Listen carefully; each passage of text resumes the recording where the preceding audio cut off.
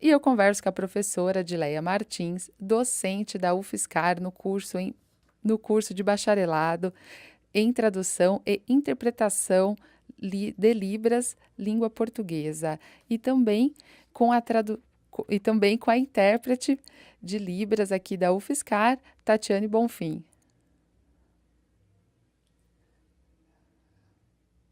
Bom, estou apresentando o meu sinal. Em língua de sinais, eu sou conhecida por esse sinal. Aqui no rosto é a letra D do alfabeto manual em Libras, passando aqui na bochecha o dedo indicador. É um prazer estar aqui com vocês e eu agradeço pelo convite, sobretudo pela iniciativa da Rádio Fiscar.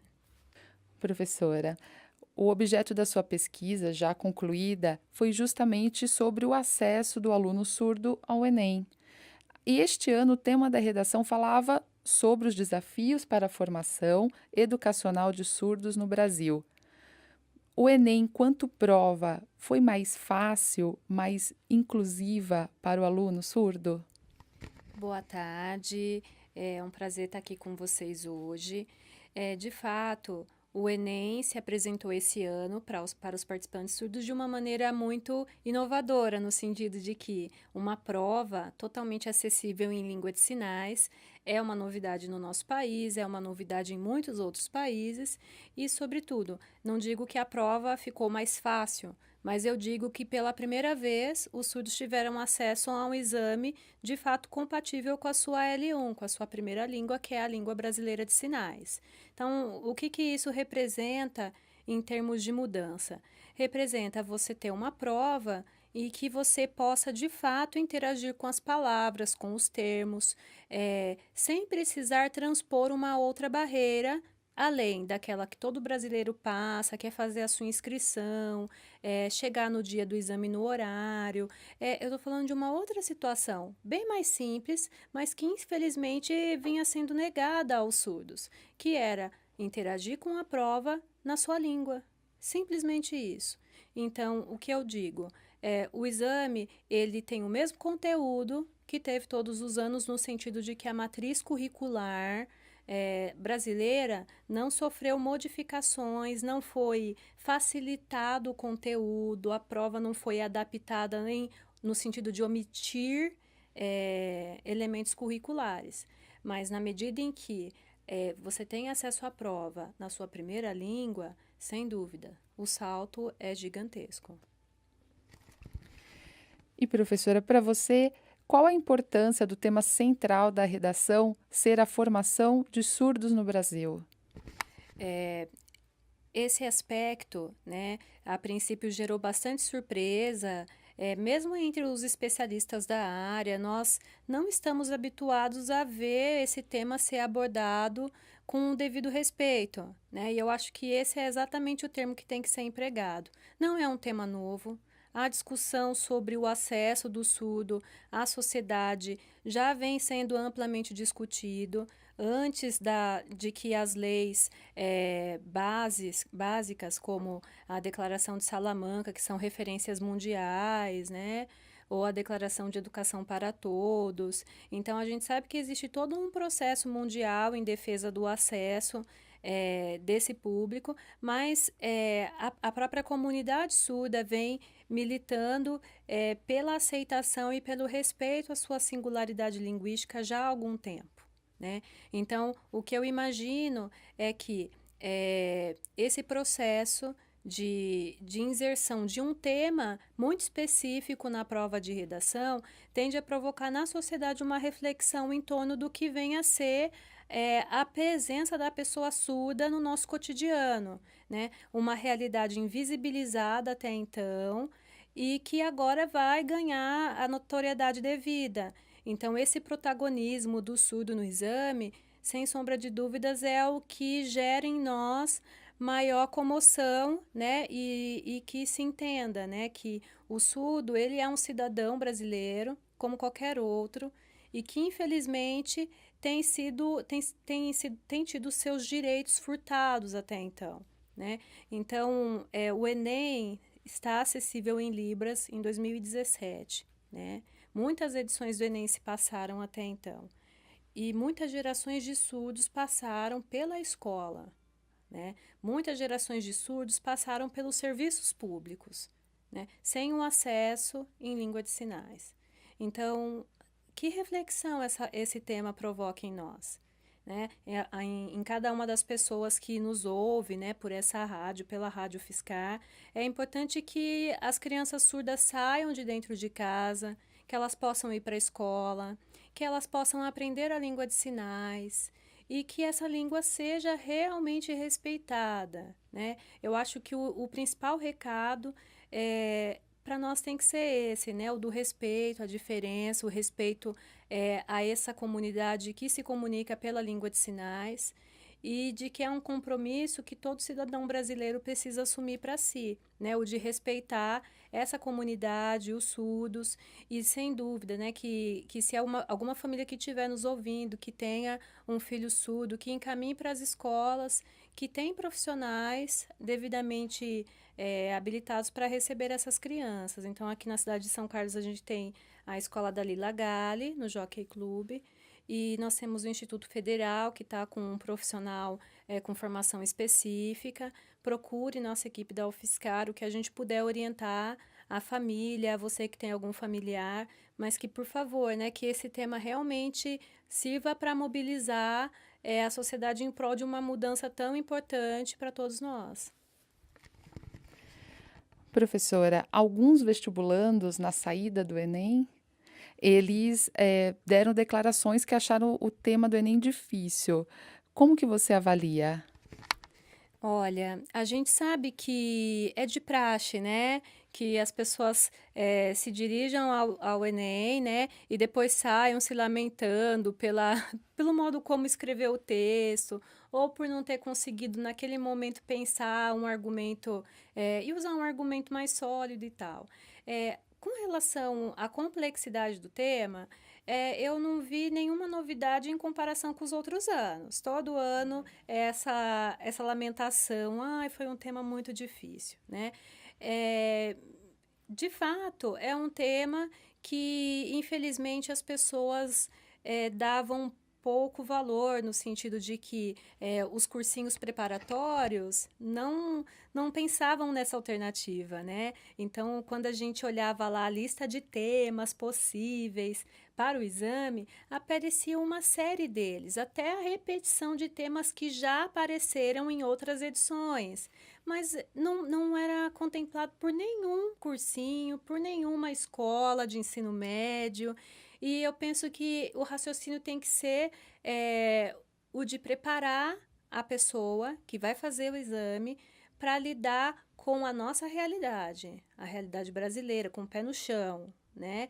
E não olhar para o tema porque o tema tem que ser impactante, porque é um tema esperado, porque existe gente aguardando por redações que falem sobre isso ou sobre aquilo. A questão nós estamos no nosso próprio país e nós temos aqui uma série de temáticas que fazem parte do nosso dia a dia e que merecem toda a atenção. Então, eu penso que o diferencial foi esse, de fato, né? E, infelizmente, muitos participantes do Enem não estavam preparados porque seguiram, de fato, as orientações de algumas escolas, né, ou de alguns cursinhos preparatórios que não tinham essa visão mais ampla e crítica do que seria a redação do Enem. Professora, o que me surpreendeu foram os alunos dando soluções controversas, também através da mídia, como empresas exclusivas de pessoas surdas, para assim aumentar a inclusão dessas pessoas no mercado de trabalho. Quais seriam os possíveis argumentos para uma boa redação? Olha, tá aí uma coisa bastante curiosa, né? Porque o resultado desse exame vai trazer para nós uma série de elementos que dizem respeito a como as pessoas veem essa posição ocupada pelo cidadão surdo na sociedade brasileira. Né? Agora, a criação de empresas específicas, né, por exemplo, tem uma relação maior com soluções que não resolveriam problemas que deveriam ser assumidos pela instância pública. Então, é claro que a criação de empresas resolveria problemas muito pontuais. Mas o que a gente espera? A gente espera que quem escreveu o exame, né, de alguma maneira, seja capaz de identificar o quanto a instância pública precisa se adequar para receber uma pessoa surda, independente de qual seja o local. Então, eu estou dizendo do hospital, por exemplo, né? Que é uma coisa assim, que imprevisível, né? Você estar na sua casa e você comer algo que te fez mal e, de repente, você tem que ir para um hospital e chegar lá e aquele hospital não tem alguém capaz de interagir em língua de sinais, por exemplo. Então, é algo imprevisível, talvez para quem se sente mal, mas para o setor público não tem que ser, porque, por lei, nós temos direito ao serviço público. A gente sabe que o SUS não está às mil maravilhas, infelizmente essa é a nossa realidade, mas não é coerente dizer que um surdo vai chegar no hospital e não vai ter um médico, um enfermeiro, um profissional capaz de interagir com ele, né? Então, a gente sabe que existem medidas paliativas para resolver problemas sociais de modo geral, mas o que a gente imagina é exercitando o senso crítico, exercitando a nossa capacidade de interagir entre os conhecimentos que a gente se apropriou ao longo da educação básica, aquilo que a gente vê na mídia, aquilo que a gente vê como importante ser modificado na sociedade. Então, daí tem que surgir um argumento bem mais sólido do que esse de criar uma empresa. A gente não sabe, de repente, qual foi o restante do texto produzido. É claro que tem uma série de fatores que vai influenciar no resultado final da avaliação, mas num primeiro momento, me parece que o argumento precisaria contemplar os temas que foram apresentados, né, no caderno de provas, e ali haviam informações estatísticas, né, e algumas tinha um anúncio, né, publicitário, e aquilo ali deu pistas de como a pessoa poderia argumentar o texto, né? Penso eu que o argumento que poderia obter uma maior pontuação, né, um maior desempenho, né, na escrita seria aquele relacionado ao impacto do não acesso das barreiras, né, para a acessibilidade, naqueles números que estavam aparecendo ali, né? Então, por que essa quantidade? O que gerou aquela estatística? Por que o gráfico se fez de um jeito e não de outro? Acho que é uma pista de como a pessoa poderia ter começado o seu texto. Professora, quais são os desafios do surdo na escola? Isso, além dos desafios educacionais, também passa pela aceitação, pelo bullying na escola? Olha, o bullying já não é um assunto novo também, né? Por um tempo no Brasil a gente dizia que o bullying ele era, na verdade, um termo que vem de um empréstimo linguístico e tal, mas na verdade o bullying ele tem ganhado a notoriedade, né, dos tempos de hoje por uma série de fatores, né? Uma delas o desrespeito às diferenças, né? Você tá numa posição que não representa a maioria, você não atende os padrões impostos pela maioria, né? E muitas vezes, sim, as pessoas agem de maneira agressiva no cotidiano escolar, assim como a gente vê situações vivenciadas por diferentes tipos de padrões, né, estéticos, né? Por exemplo, você ter ou não o cabelo do jeito que é o considerado mais bonito, né? Com relação ao surdo, a gente vê a questão da comunicação, né? Então, estar num grupo dito inclusivo, né? E aí a gente vê muitas vezes uma defesa muito radical da inclusão, sem pensar que a inclusão ela não pode ser só da presença física do surdo na escola, né? É uma inclusão participativa? É uma inclusão que promove o protagonismo do sujeito durante o processo de ensino-aprendizagem, né? Porque, de fato, a inclusão ela vem sido praticada, né? Então, a gente teve lá na prova do Enem os números mostrando a ampliação da inclusão no Brasil e tal, mas eu acho que cabe a gente refletir o quanto essa inclusão é qualitativa, né? E o bullying, ele é o resultado de um processo educacional que, infelizmente, não acontece, não se efetiva como o esperado. Então, é você ter lá na escola um surdo, mas que não se comunica com os colegas, mas que não tem uma relação bacana com seus pares, né? Mas o bullying é sofrido também por outras pessoas, sim, mas não é por isso que o surdo vai ficar exposto à violência no seu cotidiano escolar, partindo do argumento que todo mundo sofre a violência por algum motivo, né? Eu acho que seria mais nesse sentido. Agora, você argumentar que o bullying ele pode ser um projeto no ponto de vista, né? Você focar na mudança da perspectiva que o outro tem sobre a surdez seria um argumento muito bacana para a gente discutir, né? Falar o quanto pode ser incorporado o tema surdez, ser surdo, língua de sinais, quando o assunto é bullying. E aí você amplia essa perspectiva de respeito à diferença, de aceitação, né, da diferença e tal. Professora Edileia, os temas transversais preconizados pela LDB, que é a Lei de Diretrizes e Base da Educação Nacional, como que é possível a gente trabalhar a inclusão do aluno surdo na escola? E também se a educação da pessoa surda é um tema pertinente apenas à família e professores de alunos surdos ou de toda a sociedade? Olha, na verdade, é bastante interessante pensar que o assunto pode ser discutido como um item dos temas transversais, por exemplo, porque hoje a gente tem alguns temas que são mais populares, como ecologia, preservação do meio ambiente, a própria violência doméstica, mas na medida em que você insere uma discussão do acesso do surdo à educação ou da educação de surdos e os seus desafios, você passa a compor um material didático que contempla, de fato, né, uma leitura mais crítica sobre o que vem a ser a educação de surdos, né? Então, ao invés de você considerar somente a presença do direito garantido via lei, você passa a fomentar a discussão em torno desses aspectos de uma maneira mais incorporada ao currículo escolar. Então, o tema transversal ele tem essa característica, ele aparece diluído no currículo.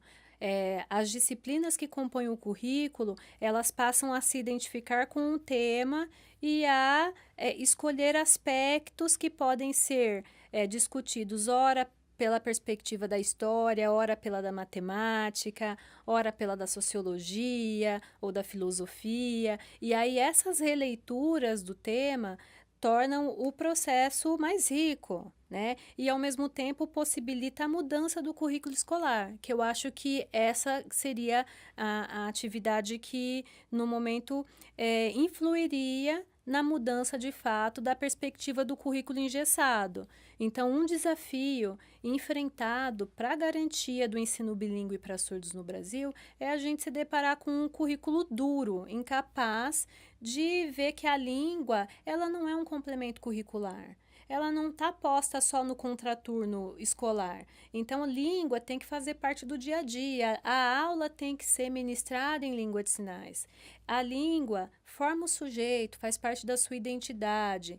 Então, conforme os professores forem se apropriando dessa língua, forem interagindo direto com o aluno, ao mesmo tempo, os valores, os aspectos culturais da comunidade surda vão aparecendo no currículo, então a gente vai provocando uma transformação nesse meio.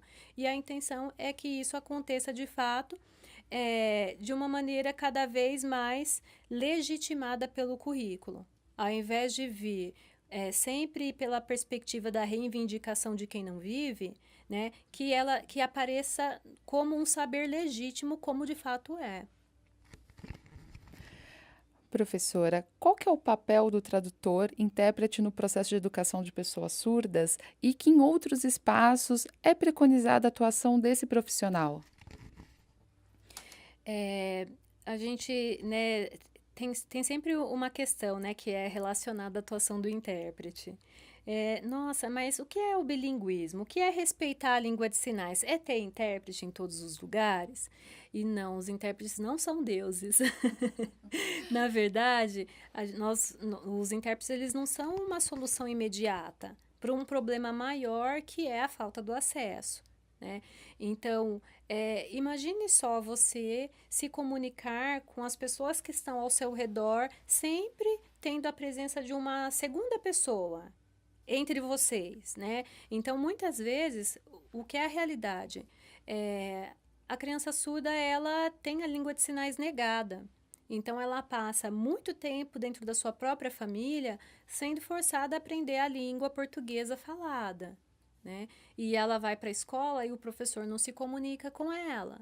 E ela vai aprender a língua de sinais com 15 anos, com 10 anos.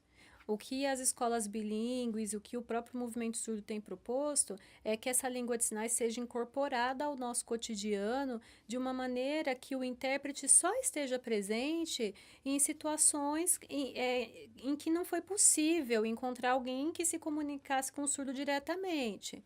Então, a gente sabe que também em outros países, o intérprete ele entra na educação de surdos após o ensino médio, quando o surdo vai para a universidade, porque vai depender muito da escolha profissional daquele sujeito. Mas na educação básica, por exemplo, a gente tem condições de formar devidamente profissionais qualificados bilíngues. Né? Você tem condições de fomentar a abertura e a manutenção de escolas bilíngues e não fechar como vem ocorrendo nos últimos governos, né? Muitas escolas bilíngues foram fechadas em muitos estados brasileiros.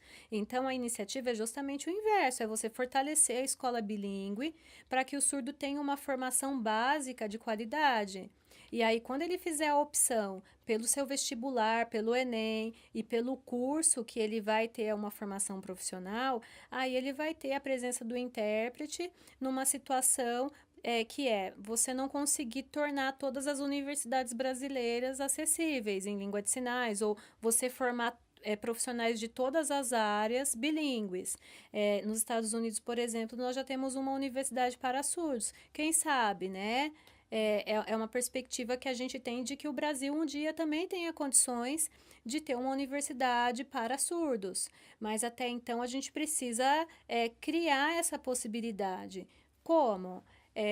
Fazer com que se respeite a língua e que se entenda que as escolas bilíngues elas precisam ser respeitadas, elas precisam de apoio, precisam do recurso público e não podem ser fechadas, né? Então, os projetos que estão aí em andamento, eles precisam do recurso público para se manter. A presença do intérprete é sempre bem-vinda, é sempre necessária, mas é preciso que cada um cumpra com muita magnitude o seu papel, né? E aí o intérprete vai ter, claro, o seu espaço no mercado e todo mundo vai conseguir viver bem. É essa a ideia, né?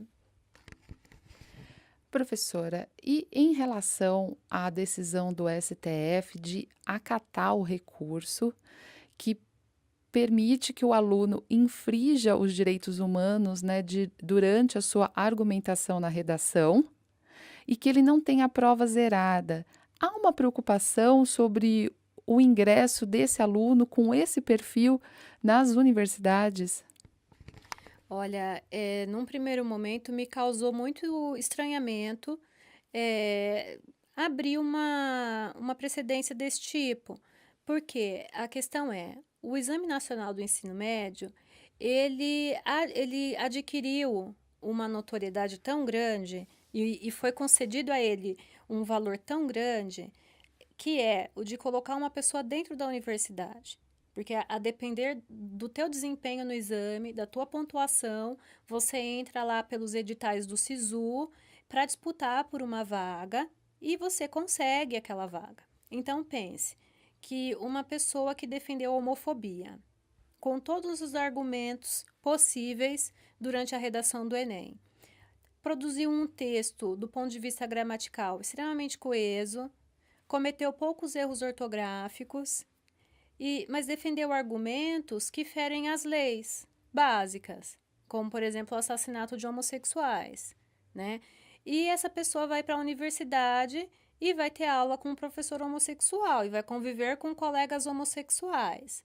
E esse perfil é o perfil que vai formar culturalmente a nossa sociedade, vai ser a referência dentro dessa sociedade.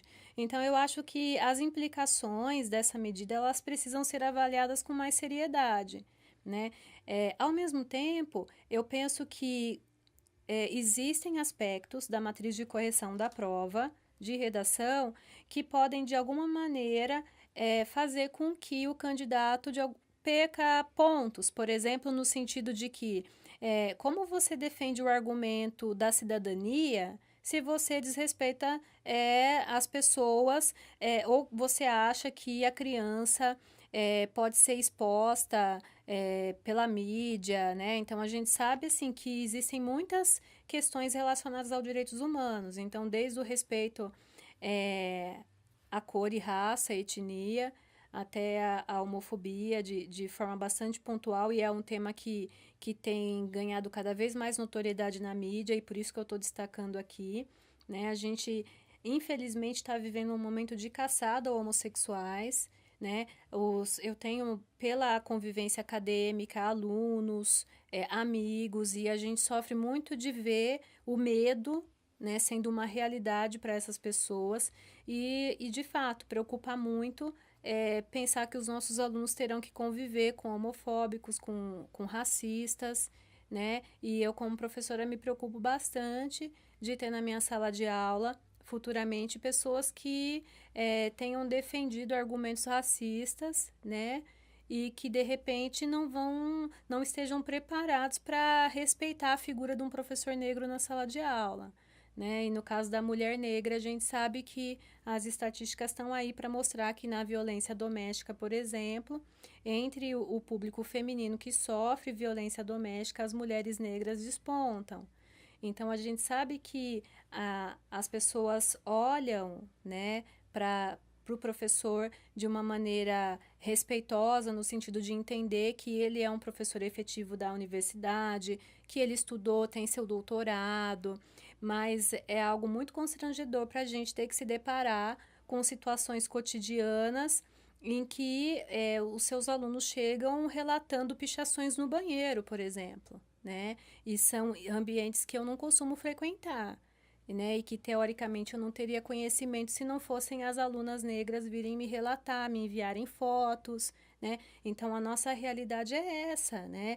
É de um racismo que não aparece com nomes e rostos, mas que no dia a dia a gente vê as pichações nos muros, né? A suástica nazista e tal. Então, assim, tem uma série de questões para a gente discutir com relação a isso, mas num primeiro momento eu acho que é isso que eu tenho a dizer.